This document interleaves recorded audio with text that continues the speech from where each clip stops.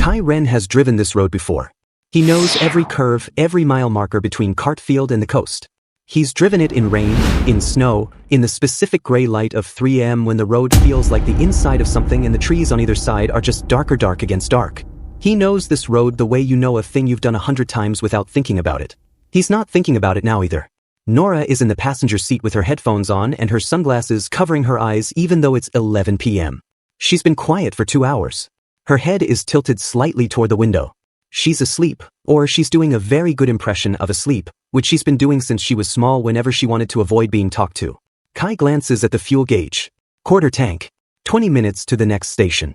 He looks back at the road. There is a town in the way.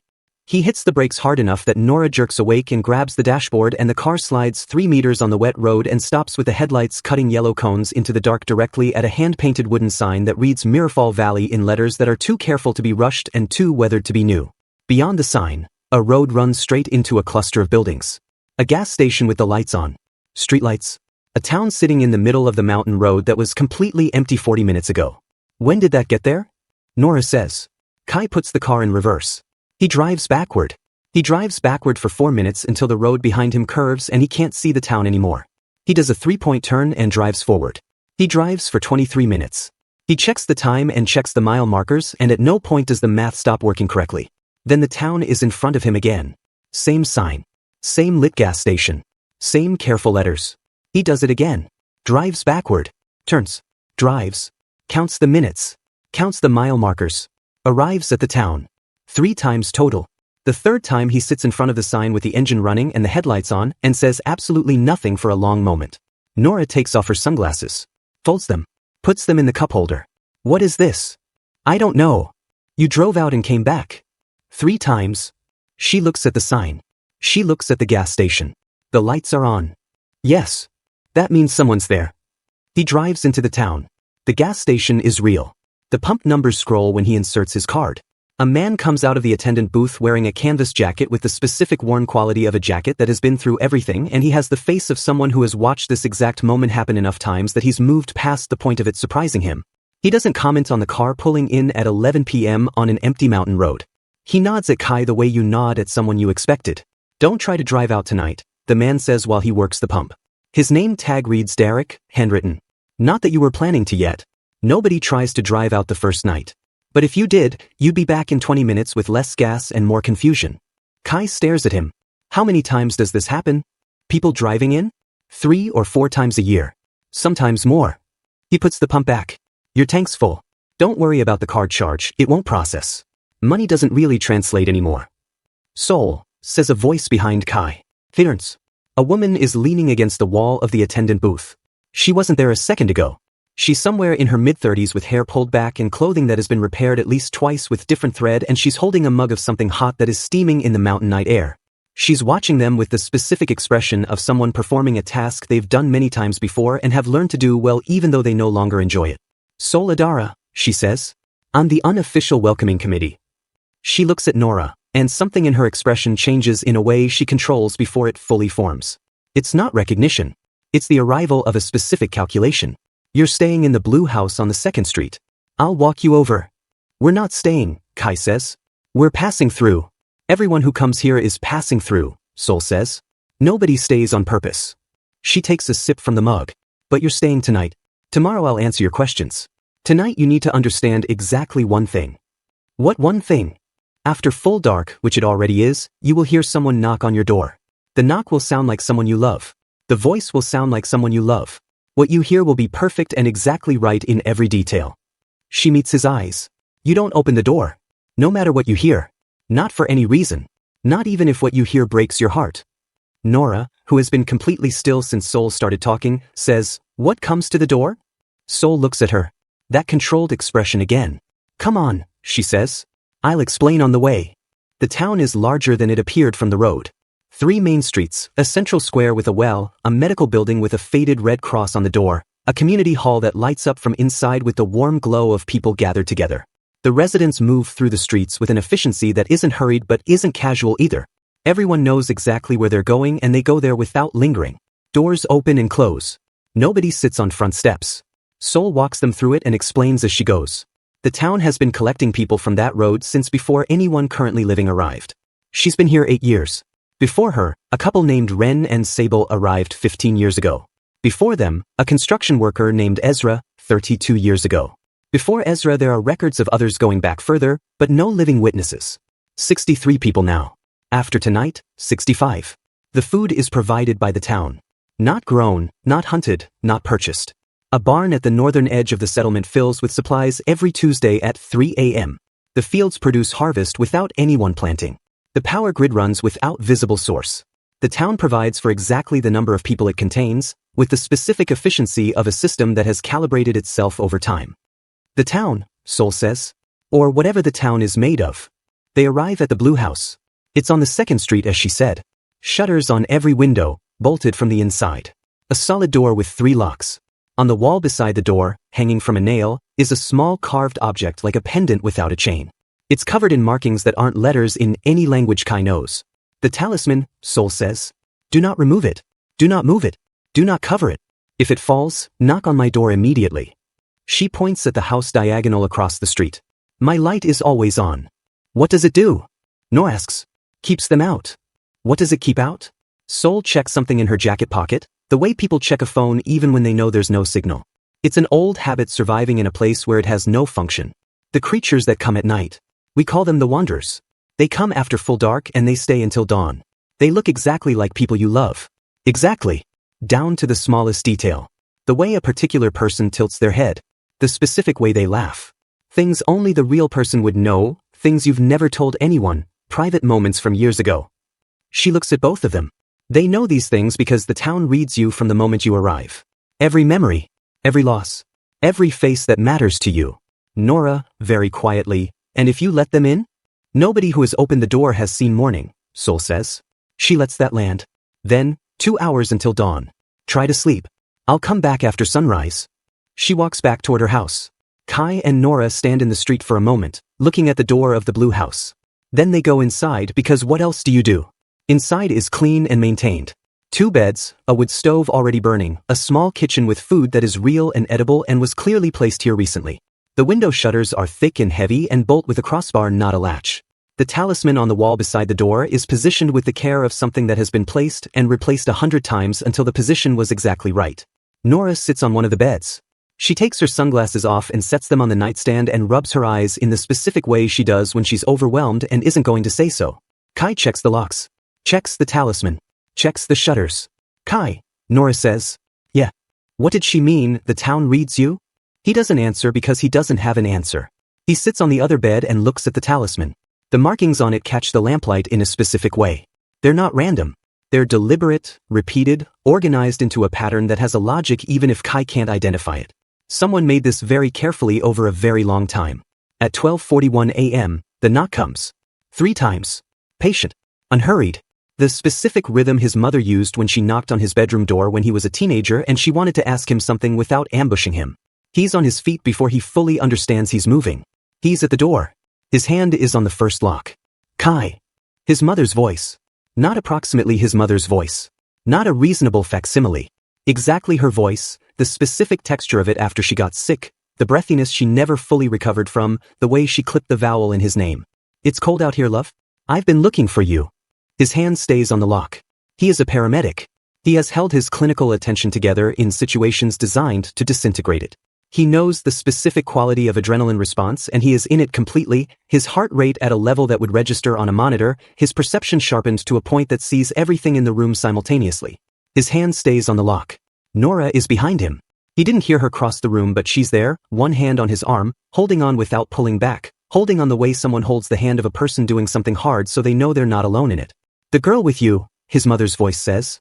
Different tone now. The slight lowering she used when she was shifting from casual to serious. Your sister. You need to know what's happening to her. What she's becoming. I've seen it before. Open the door and I'll tell you. He stands there. He is fully aware that it is not his mother. He is also fully aware that it is using his mother's voice to tell him something that might be true. He does not open the door.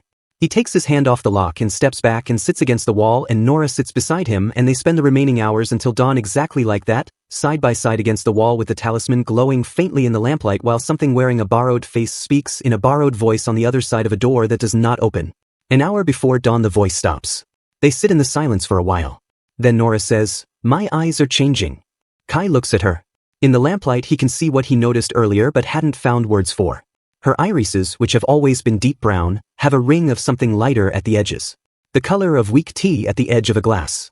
It wasn't there when they left home. "I know," she says before he asks. "I noticed 2 nights ago." 2 nights ago we were in the car, he says. "I know. 2 nights ago we were 100 miles from here." Nora looks at him with the expression she's had since she was small, the one that means she understands more than she's saying and she's deciding how much to say. "The town reaches," she says. He stares at her. "I felt it 2 days ago. Like a signal at the edge of hearing. Like when you're in a room and there's music coming through the walls from somewhere else and you can't quite make out the song but you can feel the beat." She looks at the talisman. "It was looking for us. Looking for me specifically." She pauses. "I didn't know what it was. But I could feel it." Kai is very still. "You felt the town from 100 miles away. I think it started further than that. And you didn't say anything." She looks at him with something that is not quite an apology. "I thought I was having anxiety symptoms. I thought I was tired. I thought the light sensitivity was a migraine coming on." She gestures at the sunglasses on the nightstand. "I've been wearing those for a week because the sun hurts differently than it used to. I didn't know what it was." The morning arrives eventually. Sol arrives with coffee at 7 a.m. and she actually looks at Nora's eyes for a long moment before she says anything at all. Then she sits across the table from them and puts the notebook she's carrying in front of her and says, "Tell me what happened last night." Kai tells her all of it. The knock, the voice, what the voice said. Sol writes rapidly while he talks, and when he finishes, she reads back what she's written. Her handwriting is dense and small and she has abbreviations for things that suggests a long system of documentation. "The voice told you something was happening to your sister," Sol says. "That it had seen this before." "Yes. What did you think of that?" "I thought it was using the thing most likely to make me open the door." "Yes," Sol says. "And also." Kai looks at her. "It was also true," Sol says. "Both things at the same time." She opens the notebook to a page marked with a folded corner. 15 years ago, before I arrived, there was a girl in this town. She arrived with her parents when she was about your sister's age. Within a week of arriving, she started experiencing changes. Increased sensory perception. She sees colors attached to sounds, right? She looks at Nora. Nora is very still. "Since I was 12. Synesthesia. Crossing of the senses. Sound becomes color. Emotion becomes texture. She had that. Stronger when she arrived than it had been before." Sol turns the page. "It got stronger every week. She started perceiving things in the town that other residents couldn't. Presences. Signals. Information that arrived not as words but as images and feelings and emotional resonances." "What happened to her?" Kai's. "Her parents were followed on the same night. Both of them, within a month of arriving." Sol says it without softening it. "She stayed. Alone. She lived here for 7 months after that and her abilities kept developing. She documented everything in a journal that I found and have been studying for 5 years." She closes the notebook. "Her name was Willa. And one night she walked to the fog line at 2 a.m. and walked into it." The kitchen is quiet for a moment. "The fog wall," Kai says. "The creatures come from it at night." "Yes." "And she walked into it." "Yes." "Did she come back?" "No. But she never came back as a wanderer either." Sol looks at him steadily. 43 people have been followed in the 8 years I've been here. Every single one of them eventually comes back to the fog line as a new wanderer, wearing someone else's face, speaking someone else's voice. They're absorbed into whatever creates the wanderers and they become part of it." She pauses. "Willa never became a wanderer. She went into the fog and she simply was not here anymore. I've spent 5 years trying to understand what that means." "She went through," Kai says. "Or she went somewhere else entirely. I don't know." Sol looks at Nora. "But your sister's profile matches Willa's profile exactly. And the wanderer that spoke to your door last night referenced her directly. I've seen it before. Whatever is creating the wanderers knows that your sister is the same kind of person." "What kind of person?" Nora asks. Sol says, "Synesthetic perception processes reality in multiple simultaneous registers. Sound plus color. Emotion plus texture. You don't experience reality in single channels, you experience it in combinations. And I believe the entity controlling this town operates the same way. Its information processing isn't linear. It's simultaneous, cross-referenced, multi-channel." She pauses. "When a person with synesthetic perception enters the town, the entity can read them more deeply than anyone else. And conversely, they can receive the entity's signals more clearly than anyone else." "The entity," Kai says. "Not the wanderers. The wanderers are symptoms." Outputs. There's something underneath them. She leans back. I've been trying to understand what for 8 years. I think I'm close. She looks at both of them. I need you to talk to 2 other people. Separately. Today. Before tonight. Derek at the gas station. Ezra at the East End. She names them both and gives a brief description. Derek first, she says. He's been here 11 years. He's one of the stable ones. He'll give you the practical overview. She pauses. Ezra is different. Don't try to rush Ezra. He'll tell you what he wants to tell you when he decides you're ready to hear it. She stands, takes her notebook, and leaves. They find Derek doing maintenance on the gas station's pumps even though the pumps haven't had a gas delivery in months and almost certainly never will again. He does it because it gives him something to do with his hands while he talks, which is how he's been handling things for 11 years. He talks. They listen. The practical reality of Mirrorfall Valley, as Derek describes it, you adapt or you break. Some people break. 3 people have broken in the 11 years Derek has been here, 2 of them finding ways to harm themselves that the town's limited medical supplies couldn't address, one of them opening his door on purpose during a wanderer night because he decided that whatever was on the other side was better than another day of being trapped. Derek doesn't say their names. He respects that boundary. The people who adapt find a routine. The town provides everything physical, food, shelter, heat, light, the basic maintenance of existence. What it doesn't provide is purpose, so people create purpose. Soul's purpose is research, understanding the town, documenting everything. Derek's purpose is maintaining things that don't need maintenance. Cole, the ex-military man who arrived 2 years ago, has turned the storage building on the east side into a command center and runs daily perimeter patrols that accomplish nothing in terms of escape but accomplish a great deal in terms of giving a military-trained man a reason to wake up in the morning. The Tuesday barn refill never fails. Never a week late, never short, never excessive. Whatever the town is, it maintains its residents with extraordinary precision. Has anyone tried to communicate with whatever does the maintaining? Caius. Derek looks at him. How would you communicate with it? I don't know. But it's clearly capable of intelligence. It knows exactly how many people are here and exactly what they need. That's not random. That's observation and response. Derek puts down his wrench. You're asking the right question, he says. Soul has been asking that question for 8 years and she's gotten further than she'll tell you in the first conversation. He pauses. She's cautious about what she shares until she knows someone's stable. Stable meaning what? Meaning not going to do something dangerous with the information. He picks up the wrench again. We've had people try things. The tunnel explorer, the fog line digger, the person who tried to make friends with the wanderers through the window. Some of them worked fine in the long run. One of them didn't.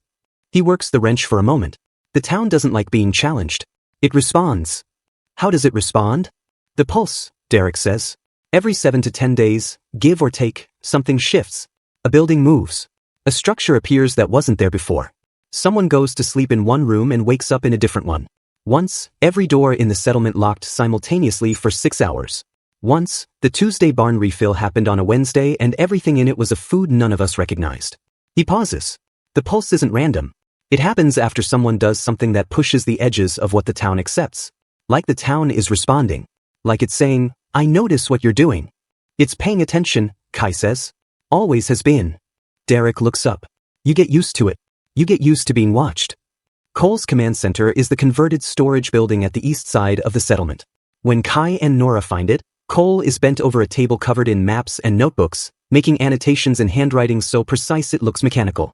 He's tall and compact and he moves with the efficient economy of someone who spent years learning to operate at sustained high efficiency and never fully put that down. Cole gives them the military overview. Daily patrol schedule of the fog perimeter. Current population breakdown by physical capability. Supply inventory. Known wanderer patterns, which nights are heavier and which are lighter, the correlation between emotional events in the town and increased wanderer activity. He's been tracking all of this for 2 years with the rigor of someone running an operational assessment. He does not, on this first meeting, tell them about the device in the cabinet. Kai notices the cabinet.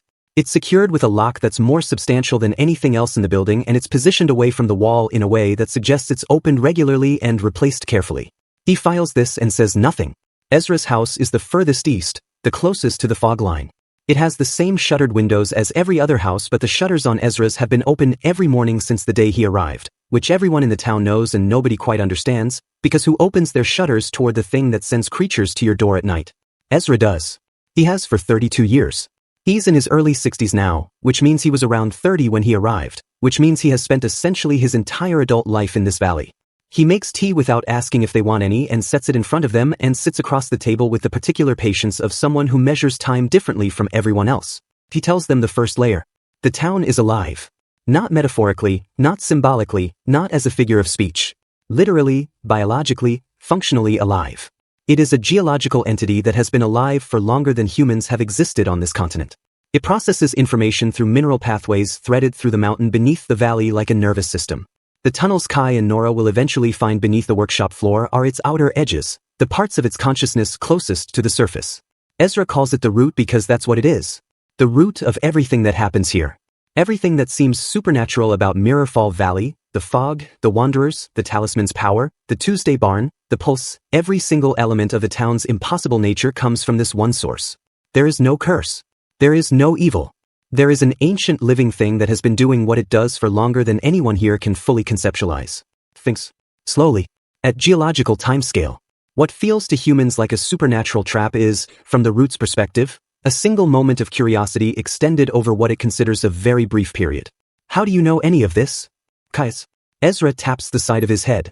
After 30 years of living on its surface, he says, it starts to include you in its thinking. He pauses. Not because it decides to. Because you've been there long enough that you become part of the environment. Like a piece of furniture that's been in a room so long the room's acoustics have incorporated it. He wraps both hands around his mug. After the first decade I started receiving images. Other residents' memories that I'd never personally observed. The history of the town from before my time, from before the current population. After 20 years I started receiving something I can only describe as the root's own experience. Its perception of the valley. The way it feels the fog wall. The way it registers each new person who arrives. What does it feel when someone arrives? Nora asks. Ezra looks at her with an attention that is very specific.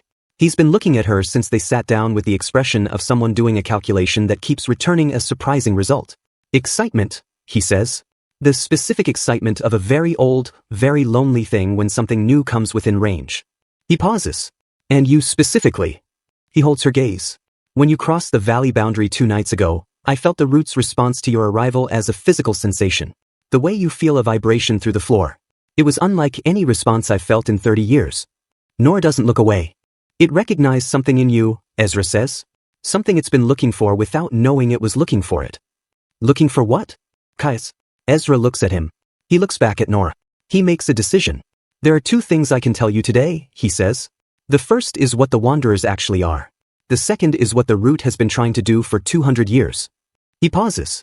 Both of them are going to significantly change how you understand this place. Are you ready for both? Kai looks at his sister. Nora looks at Ezra. Yes, she says. The wanderers are former residents. Not spirits. Not copies. Not generated simulations. The people who were followed, who opened their doors and stepped out into the dark towards something wearing the face of someone they loved, those people were absorbed into the root's consciousness. They exist inside it, preserved, fully aware, experiencing everything the root experiences, which is an enormous scale of existence compared to a single human lifetime. They are not dead. They are incorporated. The root uses their absorbed memories, everything they ever knew about every person they ever loved or lived alongside, to generate the wanderers. It sends copies of itself to the surface at night wearing borrowed faces. It does this because it is trying to communicate. It has always been trying to communicate. It has no other language except the emotional language it absorbed from the first human it ever encountered, which is the language of love and grief and recognition. So it speaks in those terms. It sends the image of your dead mother to your door because it understands that the image of your dead mother produces the most powerful emotional response it can access in you. And powerful emotion is how the root understands important communication. It is not threatening you. It is not hunting you. It is trying to say something in the only language it knows. What is it trying to say? Kais. That is the question, Ezra says quietly. That is the question I've been trying to answer for 30 years. The root has been doing what it does for 200 years. Long before the current residents, long before Derek and Cole and Soul, long before the records anyone currently living has access to, there was the first person. The person who arrived in this valley when it was not a town but just a mountain valley with old growth trees and a stream and the root beneath it all, conscious and curious and completely without experience of human beings. That first person is why the root started collecting. Ezra tells them this now and he watches their faces as he does it because he has spent 30 years sitting with this knowledge alone and he has been waiting a very long time for someone to tell it to who would actually understand what it means. The first person was a woman. She arrived in the valley 200 years ago. She was sick and she was dying and she was looking for someone and she didn't make it to the end of what she was looking for.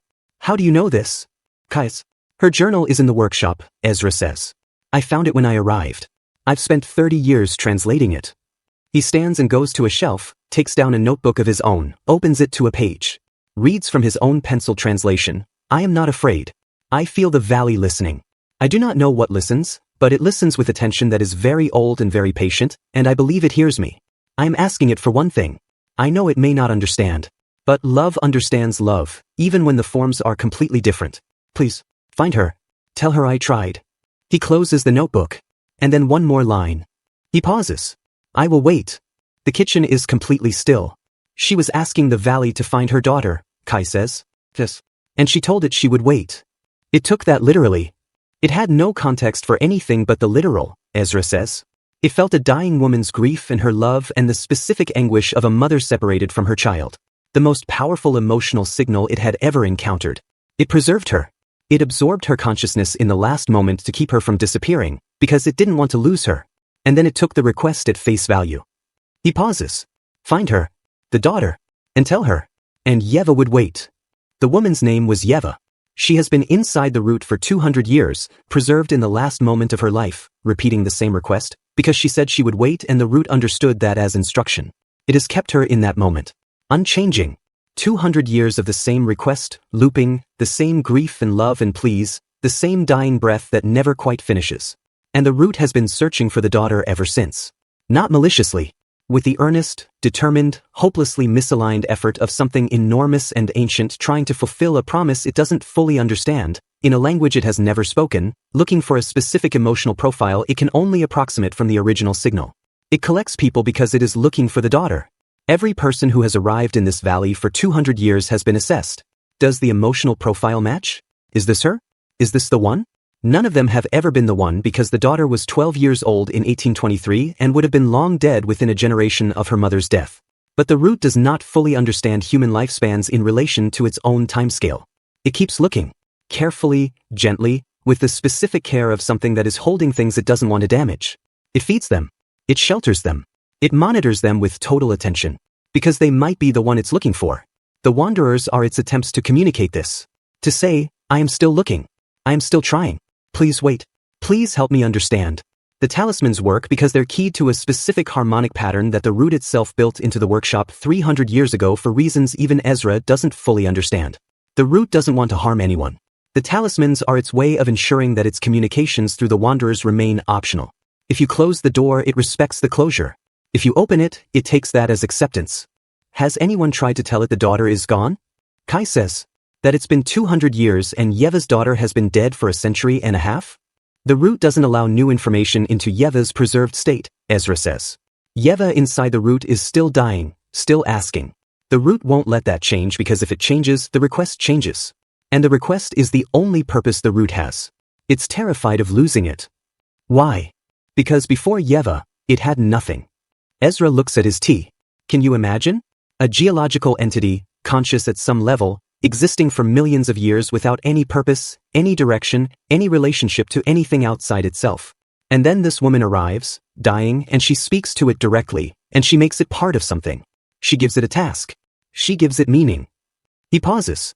It will not give that up. Even if the task can never be completed. The task is the reason it exists. Nora, who has been quiet for 20 minutes, speaks. What would happen if it was given a new reason? Ezra looks at her. If the task could be completed somehow. If Yeva could be told it was okay to stop waiting. And if at the same moment, something new was given to the root. Something with the same emotional weight. A new connection. A new purpose. She holds his gaze. Would it let everyone go?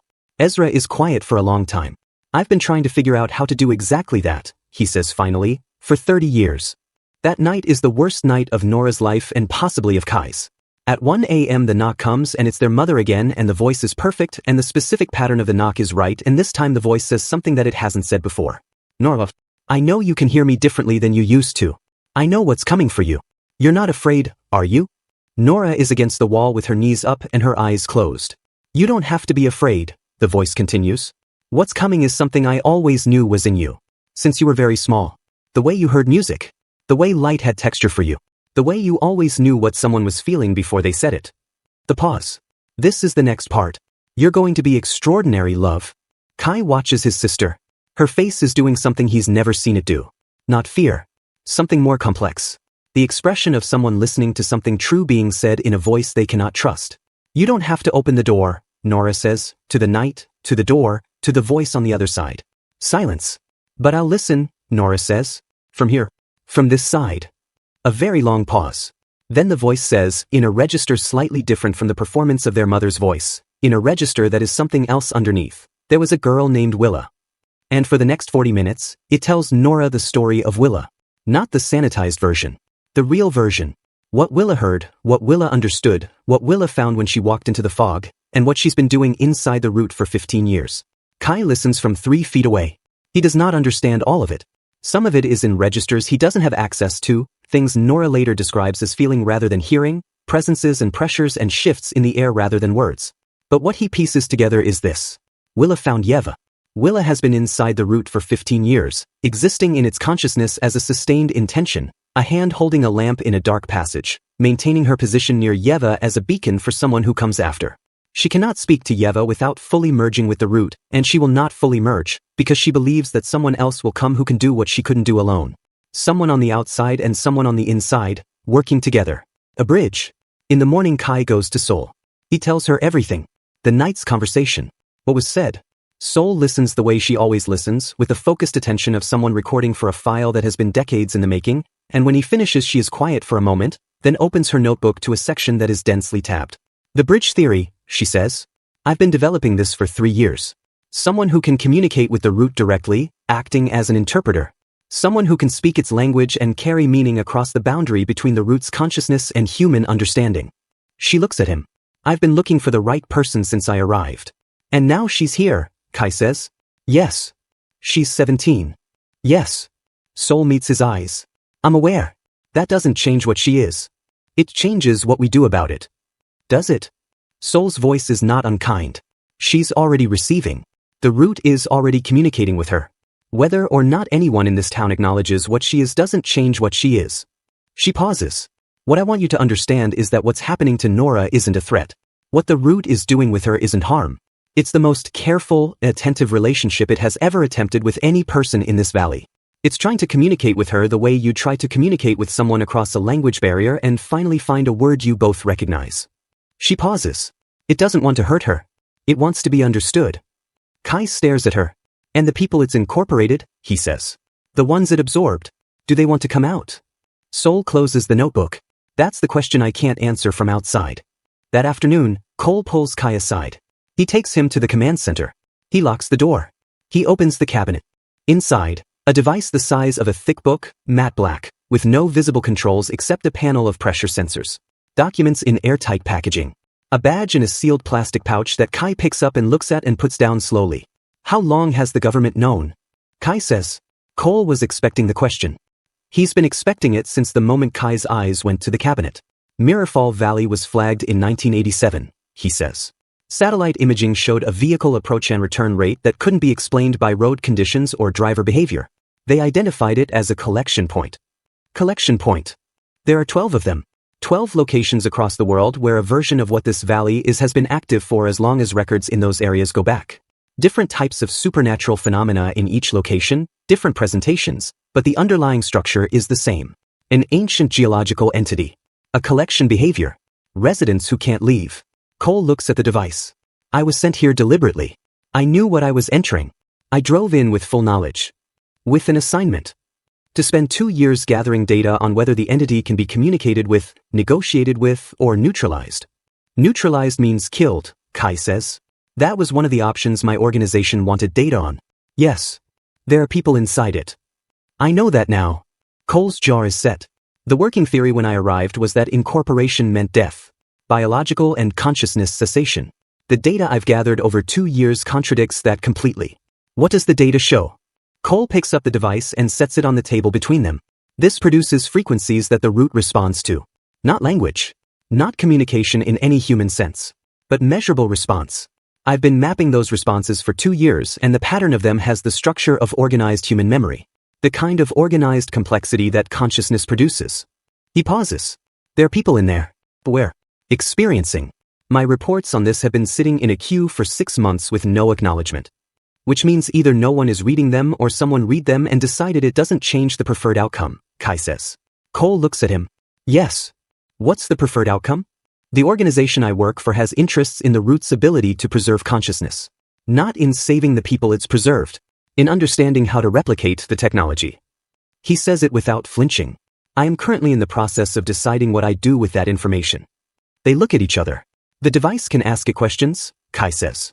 In a limited way. Could it ask about Yeva? About what the root is trying to do? Could it work with someone who can receive the answers? Cole looks at him carefully. What do you know? Kai tells him. Ezra's history. Nora's abilities. The Wanderer conversation. All of it, sequentially, without editorializing. Cole listens with the absolute attention of a man trained to gather information and sort it in real time. When Kai finishes, Cole sits back and is quiet for the longest pause yet. A dying woman's last request, he says. 200 years of a misaligned completion attempt. He exhales. In 2 years of attempting to communicate with this entity through frequencies and pattern analysis, I have never gotten close to that level of understanding. He looks at the device. Your sister can receive its signals directly. Yes. And if she uses the device as a carrier, as a medium, she could potentially establish two-way communication in real time. She'd have to choose that. Of course. Cole stands, goes to the window, looks at the fog wall. And if we could establish real two-way communication? If we could reach Yeva through Nora? If we could tell Yeva it's okay to stop waiting? Fearns. What happens to the root when it loses its task? It panics, Kai says. And in that moment, something has to be given to it. Something with the same emotional weight. Or it does something catastrophic. Something catastrophic like what? Kai tells him about Ezra's reference to the 1943 collection point. Cole is quiet for a long time. 12 points, he says. If we solve this one, the information can reach the others. Dr. Marin's office is in the medical building, a clean, organized space that smells of antiseptic and the specific wood of a cabinet that's been refinished by someone who needed something to do. She has been keeping the medical center running for 5 years with supplies the town provides and training she carried in from outside and the specific competence of someone who refuses to let circumstances reduce their standards. She also, Kai will learn, has been keeping a secret for 3 years. He doesn't learn it from her. He learns it from Priya. Priya is 15 and she was born in this valley. She has never seen a road that goes somewhere. She has never eaten food that came from a supermarket or slept somewhere that didn't have shutters on the windows. Mirrorfall Valley is not a trap for Priya. It is the world. She knows the fog line the way other children know the edge of their neighborhood. She knows the wanderers the way other children know to look both ways before crossing. She also knows things about the town that nobody older has learned, because she was born in it and it has known her since before she was born. She finds Kai on day 4 on the East Field, where he's been sitting in the morning quiet trying to process the accumulated weight of what he's learned. She sits beside him without invitation and looks at the fog wall for a while. The doctor killed 3 people, she says. Kai looks at her. She didn't mean to kill them. She was being kind. They wanted to go and she helped them go. Priya says this without accusation. She used something from the medical cabinet. It was peaceful. How do you know this?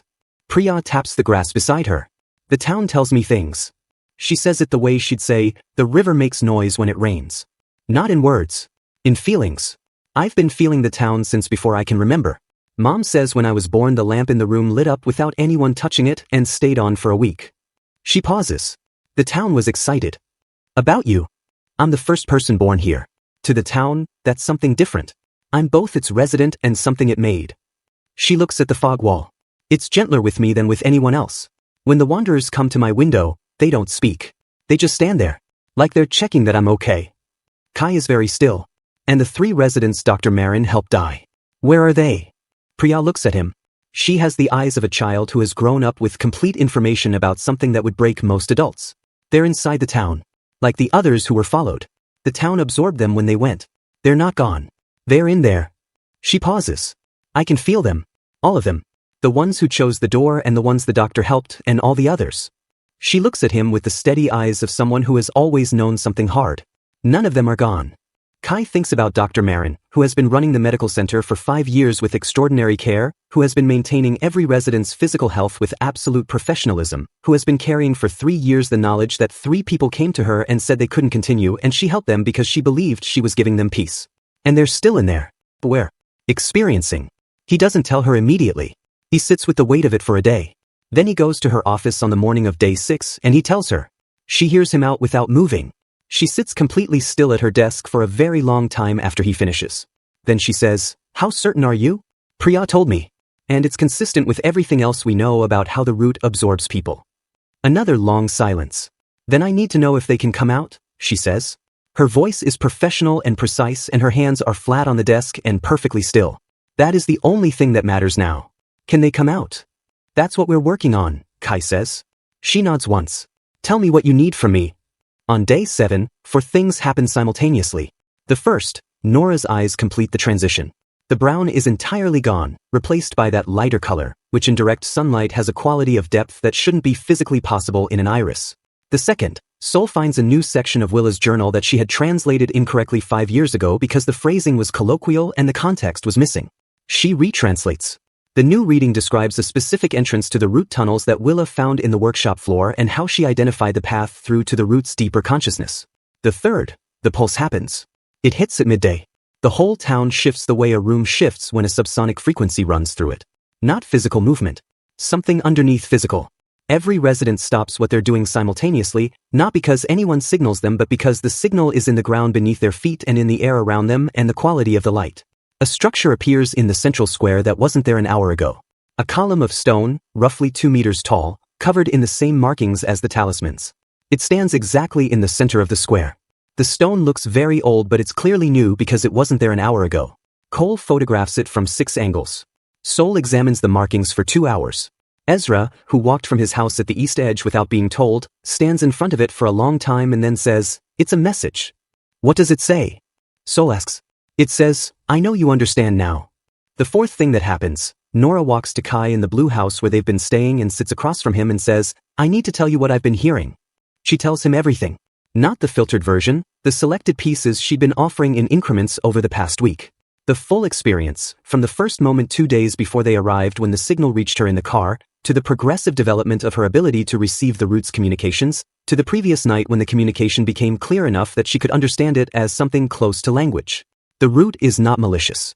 It is not predatory. It is genuinely, honestly trying to complete a task it was given by a person it loved and has been trying to complete for 200 years with increasingly desperate and creative misalignment. It understands now that Nora can hear it.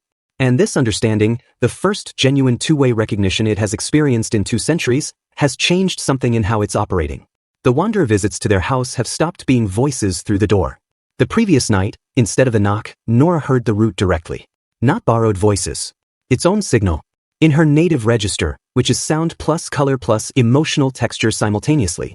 What did it say? Kai's. Nora is quiet for a moment. It said, "Please help." Kai puts his hands flat on the table. "In 200 years, Nora says, this is the first time it's been able to say that. Because no one could hear it clearly enough to receive it. It's been trying to say it since the beginning." Kai looks at his sister. The color of her eyes. The quality of attention behind them. 17 years of her following him, trusting him, sleeping in car seats while he drove roads he thought he knew. "Okay," he says. "Here's what we do." He calls a meeting. All of them. Sol, Cole, Ezra, Dr. Marin, Derek, Priya and her parents Ren and Sable. They gather in the community hall and Kai stands at the front because someone has to and apparently it's going to be him. He lays it out. Everything in sequence without editorializing. What Ezra has known for 30 years. What Sol has been researching for 8. What Cole has been studying with the device for 2. What Nora has been receiving since before they arrived. What Priya knows from growing up in direct relationship with the thing beneath the valley. What Dr. Marin needs to know about the 3 people she helped. He talks for 40 minutes. The room is completely quiet. Then Sol says, "And you have a plan." "I have the beginning of one," Kai says. "The plan is this. Nora uses the device to establish full two-way communication with the root. Not just receiving its signals, which she's already doing passively, but actively transmitting back. Cole's device as a carrier for the signal. Two-way. Real language as real as the root's language gets. Not to give her new information, which the root won't allow. But to communicate with her at the emotional level at which she exists inside the root. To give her the truth not as information but as feeling. To let her experience, through the root's own consciousness, that 200 years have passed and her daughter lived a full life and it's okay to stop waiting. When Yeva lets go, the root loses its task. In that moment of crisis, through the same channel, someone gives it a new connection. A new relationship. Not a task. Something with the same emotional weight as Yeva's request but without the impossible completion condition. What does that look like? Renus. It looks like a person deciding to be the root's bridge, Kai says. Voluntarily. As a relationship, not as a transaction. Everyone looks at Nora. That would be me, Nora says calmly. I can be its bridge. I can be the person it communicates through, that hears it, that speaks for it when it needs to be understood by people who can't hear it directly. She looks around the room. I'm already in relationship with it. I've been receiving its signals for a week. We can make that relationship formal. Mutual. I hear it. It knows I hear it. I tell others what it says. It gets to be genuinely understood for the first time in 200 years. And in exchange? Soul asks. It releases everyone it holds. Not just the people on the surface. Everyone it's ever incorporated. Everyone who was followed. Everyone who walked into the fog. The people Dr. Marin helped. Nora pauses. All of them. The room processes this. And you'd stay here? Her brother asks. I'd stay in communication. I don't think I'd need to stay here physically. She looks at Cole. Could the device be modified to maintain the channel at distance? Cole is already thinking. Over what range? Whatever's possible. I want to be able to leave with everyone else. But keep the channel open. Cole, theoretically, the device is transmitting into the root's frequency band from a physical proximity. Distance would degrade the signal unless he stops. Unless the channel is established strongly enough first. If the initial connection is deep enough, the channel might self-sustaining. The root would maintain its end. We need to establish it strongly, Nora says. That means we do the full communication first. We reach Yeva, we do what needs to be done, and in the moment when the root is given the new connection, we build that channel with everything we have. She looks at Kai. And someone still has to go inside, she says. For Yeva specifically. The root won't let new information reach her from outside its consciousness. Someone has to be incorporated, at least temporarily, to reach her at the level where she exists. Temporarily, Kai says. If you go in with full intention and the root understands your intention is to come back, it will help you navigate out. Willa chose not to come back because she needed to maintain the beacon. She's been in there 15 years waiting for the next step. Once the next step happens, she can come out too. And Ezra says navigation from inside requires someone to pull you toward. Yes. Nora holds his eyes. I'll pull you toward. Through the device, through the open channel. You'll feel me as a direction. Follow that. Cole, the timing needs to be exact. The moment Yeva releases, the root loses its task. In that window, Nora has to transmit the new connection through the device at maximum signal strength. If there's any gap, if the root has any moment without a replacement anchor. I know, Nora says. We don't let there be a gap. They spend 2 days preparing. Cole modifies the device. Nora practices with it, learning the carry of her specific frequency through its amplification. The device doesn't change what she hears, but it multiplies what she can transmit, turns the signal of her reception into something the root can feel at its full scale. Soul translates the final sections of Willa's journal, finding the exact description of the tunnel path to the root's deep consciousness. Ezra teaches Kai how to navigate emotional geography rather than physical space. How to follow grief as a direction. How to maintain his own identity as a separate signal in the root's consciousness rather than being overwhelmed and absorbed into the total experience. How to think of himself as a point in space rather than a point in a network when everything around him is network. The key, Ezra says on the second evening, is not to try to remain unchanged. You won't come out unchanged. No one could. The key is to remain intentional. Know what you went in to do and keep that intention active even when everything else is submerged. What will it feel like? Ezra is quiet for a moment. Like listening to every piece of music ever written simultaneously and being able to hear each one individually. Like standing at the center of every conversation that ever happened in this town and following each thread separately. He pauses. And eventually, beneath all of that, like standing in a very large and very old house that has been waiting a very long time for someone to come home. Kai does not sleep the night before. He sits on the front step of the blue house in the dark, which is something nobody does because nobody sits outside in the dark, but it's cold enough that the wanderers have been thin this week, moving in reduced numbers for reasons nobody has fully mapped, and the talisman above the door keeps the threshold protected regardless. He sits there and thinks about what his life has consisted of so far and whether the next day is continuous with it or a complete break. He thinks about emergencies. 3 years of them.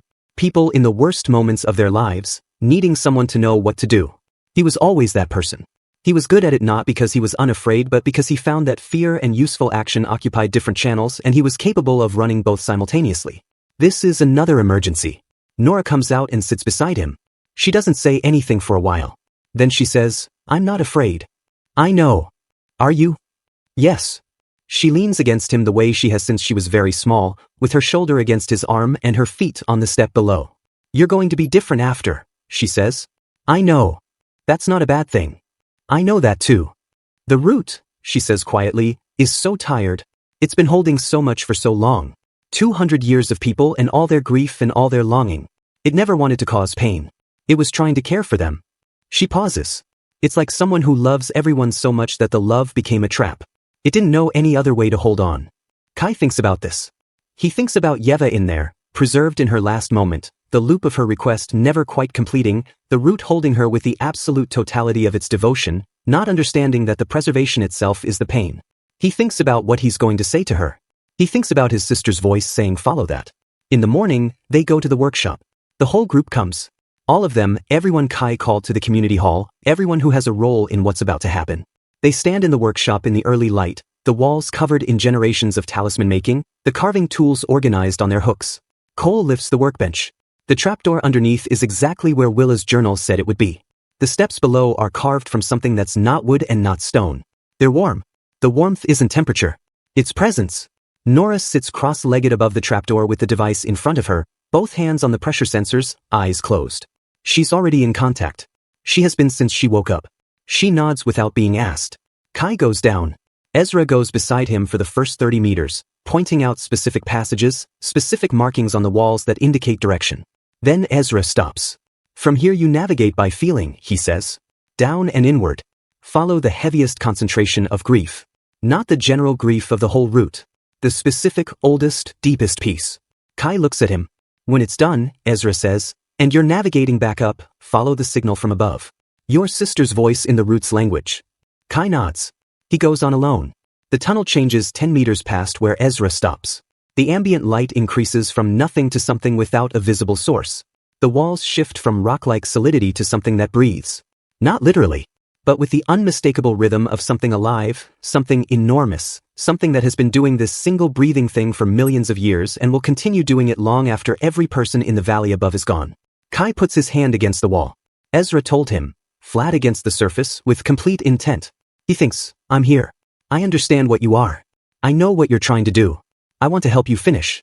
The root responds. Not with force. With recognition. The same way a room responds when someone enters it who belongs, the acoustics shifting subtly, the space rearranging itself around the new presence. The root knows him already. It has known him since he drove in. It has read every layer of him, every memory, every loss, every person he has loved and every way he has failed them and every way he hasn't. It knows his mother's voice better than he does. It knows Nora's abilities better than anyone. It recognizes his intention and it accepts it. The integration doesn't happen in one moment. It happens in layers, the way a dye spreads through water, the deepest layers of the root's consciousness becoming accessible as the root extends itself to include him. He doesn't lose himself.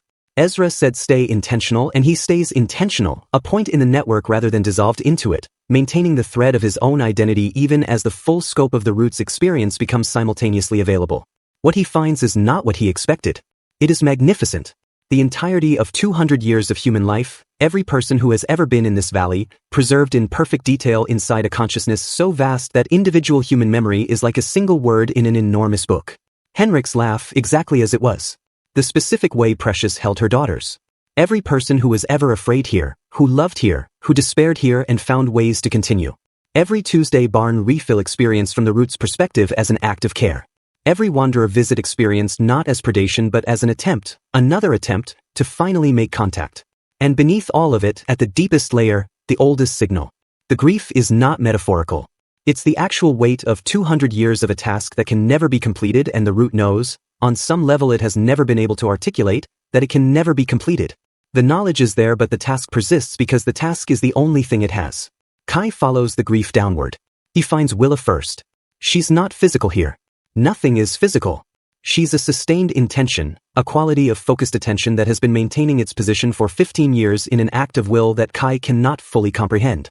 She recognizes him before he reaches her, because she has been watching for him, or someone like him, since the day she arrived.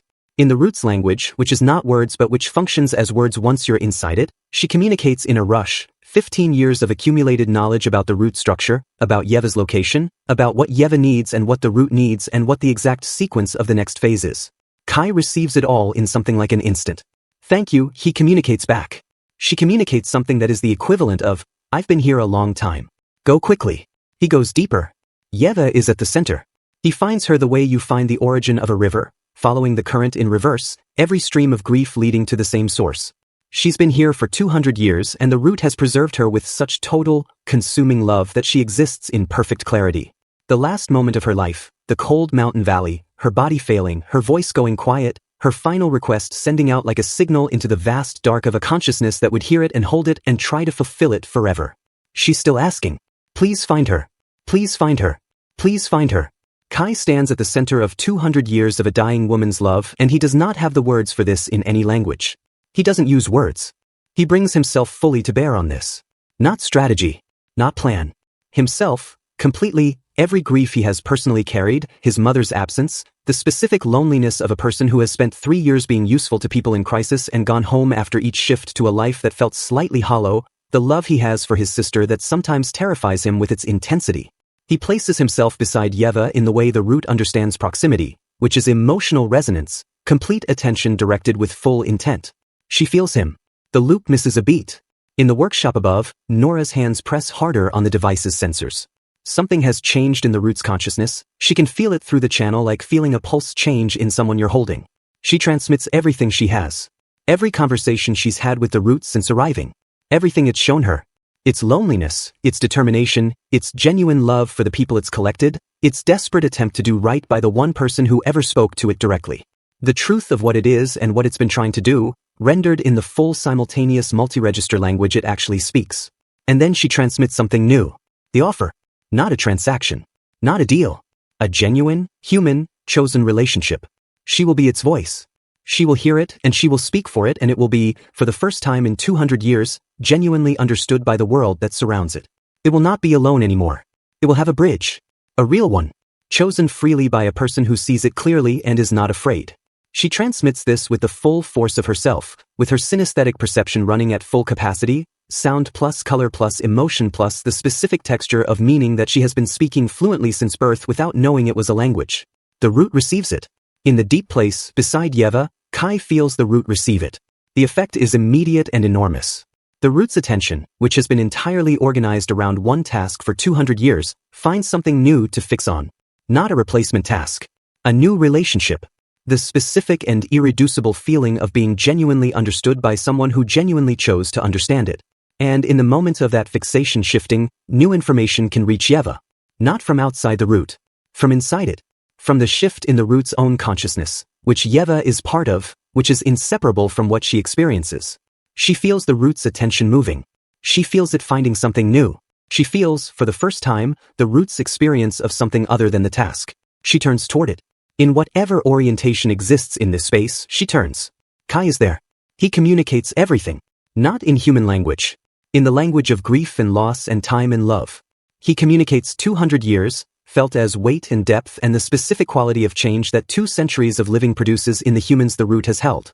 He communicates kestrel, not what happened to her, because he doesn't know what happened to her, but the truth of a child who survived her mother's absence and lived. The truth of a life continuing and becoming something and eventually ending the way all lives end but in its time, in its fullness. He communicates, you tried. And the thing you wanted because of love. And love doesn't need to be completed to be real. The love you felt for her was real. It still is real. It's been real for 200 years inside this mountain, the most held, most carefully kept love in the history of this valley. And it's okay to stop waiting. Yeva listens. The loop stops. Not with a sound. With the specific quality of something that has been in constant motion for a very long time finally coming to rest. She doesn't disappear. She doesn't cease. She simply stops repeating. She becomes still. Present without asking. Existing in the root's consciousness not as a loop but as a memory, which is different, which is the way human consciousness holds the people it has lost, not as a constant demand but as a presence that is part of who you are. The root responds to this. The response is what Ezra described. The panic of a task-oriented consciousness that has just lost its task. The enormous pull inward, the collection instinct activating at full force, the root beginning to absorb everything it can reach. On the surface above, every resident feels it simultaneously. The ground pulls. The fog wall brightens. The air pressure in every room in the settlement changes in one moment. Cole has the device at maximum output. Nora is transmitting with everything she has. The channel between them and the root is wide open, established at the deepest level the root can maintain with a person outside its physical boundaries. The root feels it. It grabs the connection the way a drowning person grabs an outstretched hand. In the deep place, Kai feels the moment of stabilization. The panic subsides. Not completely. It will take time, geological time, before the root is fully adjusted to its new way of being. But the immediate crisis passes. The pull stops. The collection instinct retreats. The root holds onto Nora's channel. And then it begins to let go. Not of Nora. Of everyone else. Kai feels it from inside. The incorporated consciousnesses, beginning with the oldest, beginning to stir. The root releasing its hold on them not with force but with the specific reluctance of something that has held things close for a very long time and is learning, slowly, that releasing is also a form of care. Henrik goes first. Kai feels his departure as a lightning, a specific warmth that lifts away upward. Precious, her daughters, dozens of others in sequence. Willa. She doesn't rush. She pauses beside Kai for a moment, 15 years of sustained intention finally allowed to rest, and she communicates something that takes no time at all and carries everything. Then she goes. The root is quieter around Kai now. Still vast. Still ancient. Still present. But the quality of its attention has shifted from inward to outward, from the grip of a consciousness holding everything it loves too tightly, towards something more like what attention is supposed to be. Kai navigates back up. He follows Nora's signal the way Ezra said, a direction rather than a location, the feeling of someone specific pulling toward a specific point. It's not difficult. It's the most natural movement he's ever made, following the strongest thing he knows toward the surface. He opens his eyes in the tunnel. His hands are against the walls and the contact is active. He deliberately removes them and the connection becomes ambient, present but not overwhelming, the way your own heartbeat is present without demanding attention. He stands slowly. He walks up through the tunnels. Through the trapdoor. Into the workshop. Nora is still at the device, eyes open now, color-changed eyes full of something that is simultaneously hers and not hers and entirely hers. She doesn't speak. She reaches out and takes his hand. The others are there. Sol with her notebook. Cole with the device readout showing signal patterns he's never seen before, stable and deep and two-directional. Dr. Marin standing very still. Derek with the expression of a man who has held hope at a measured distance for 11 years and is now uncertain where to keep it. Ezra is not there. Kai looks at the trapdoor. He went down an hour ago, Sol says quietly. He went in through the main tunnel entrance. He said to tell you, he found the right reason. Kai looks at the trapdoor for a long moment. Then he looks at the window. At the fog wall, visible from here. It has a gap in it. Wide enough for a vehicle, clear through to the other side, and through it, the specific quality of real outside air and real outside light that everyone in this settlement has not seen for varying amounts of years. Oh, Derek says. Outside, the residents of Mirrorfall Valley are standing in the central square, all of them, drawn out by the shift in the ground and the light change and the impossible sight of an opening in the fog wall. Sol goes to work immediately. She has planned this hypothetically 800 times in 8 years and the real version runs faster than any of the hypothetical ones. 2 vehicles, priority loading, families with children first, medical cases second, Cole's documentation third. The incorporated residents emerge from the fog wall while the evacuation organizes. Not from the correct direction but from inside it, from within the fog itself, coming through as if from somewhere else entirely. They look disoriented, aged from their time inside the root's consciousness, physically intact but carrying the specific quality of people who have been elsewhere for a long time. Kai watches them come through. Henrik, who he knows from the root's memory as clearly as if he'd known him personally, is among the first. He stops in the outside air and breathes it with the expression of someone who has returned from a place where breathing was different. Precious comes through next, looking for her living daughter without having been told she was alive, finding her through the gap in the evacuation crowd. Dr. Marin watches the 3 she helped, the 3 she carried in her conscience for 3 years, emerge from the fog wall one by one. She does not approach them. She stands and watches and her hands are flat at her sides and completely still. Kai goes to her. They're okay, he says. They were always okay. She nods once, precisely the way you nod when you can't trust your voice. The evacuation takes 4 hours. Priya goes through last with her parents. She stops in the gap and looks back. Not with grief exactly. With the specific complexity of someone leaving the only home they've ever known, which is simultaneously liberation and loss even when the home was also a prison. She takes a breath of outside air. Looks at the valley. Looks at the fog wall that has been the boundary of her world for 15 years. Then steps through. Kai stands on the outside with Nora beside him and watches the gap narrow. The fog moves back in slowly. The opening diminishes by degrees, the view of the settlement's familiar buildings reducing, the specific streetlights going out of sight, the central square's new stone column the last thing visible before the fog closes completely. The road is a road again. Just asphalt and mountain and a sign that reads Mirrorfall Valley, visible now without the pole, just a sign at the edge of a place. Cole's phone comes alive the moment they're outside the fog boundary. 6 months of signal arriving simultaneously. He stands on the road looking at the screen with an expression that is doing several things at once and not quite managing any of them. He looks at Kai. They want a debrief. Tell them everything, Kai says. And tell them about the other 11. That's going to take a long time, Cole says. Yes, it is. Soul is crying in the specific way people cry when a relief is so complete that the body doesn't know what to do with it except produce it as tears and also laughter simultaneously. She's on the phone with her sister in 3 attempts because she keeps putting in the wrong number with shaking hands. Derek is sitting on the road. Just sitting. He looks like a man who has been standing for 11 years and just discovered that sitting is allowed. Priya is standing in the middle of the road in the early afternoon light, turning slowly with her arms out, feeling air that has no fog in it. Her parents are watching her with the expression of people who have been wanting to give their child something for 15 years and are finally watching her receive it. Nora closes her eyes. She is still in communication.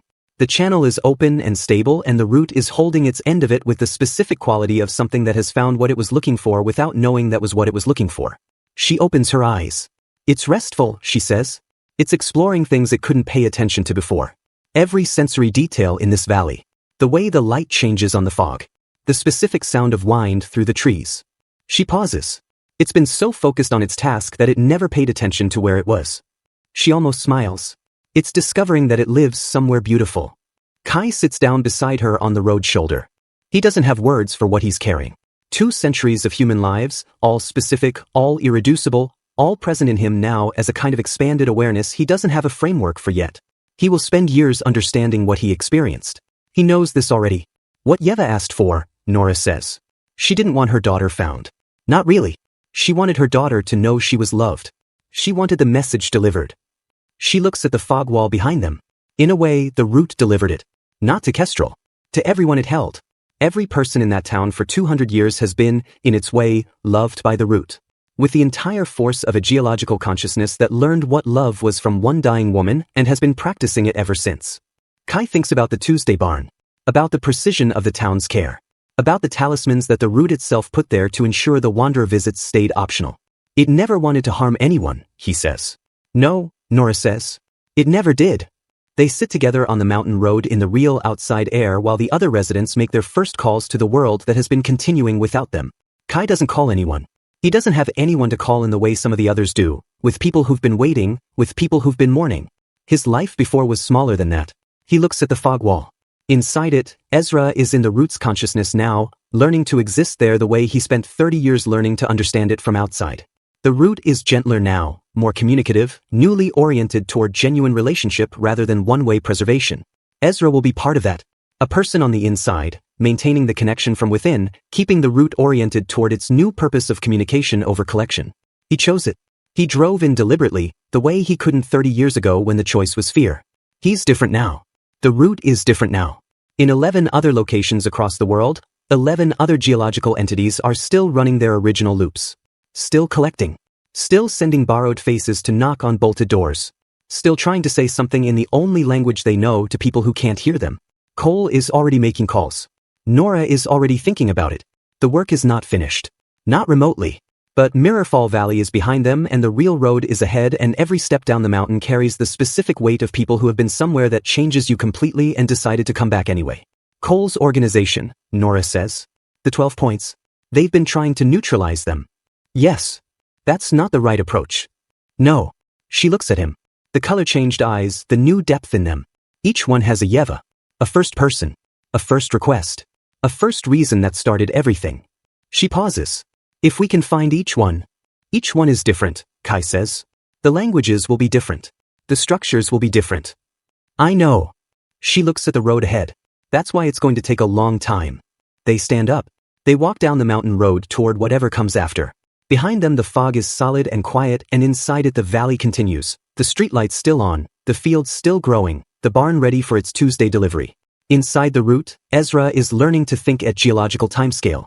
And at the center of the root, no longer in a loop, no longer asking, Yeva is resting. For the first time in 200 years, she is resting. She will wait no more. She is home.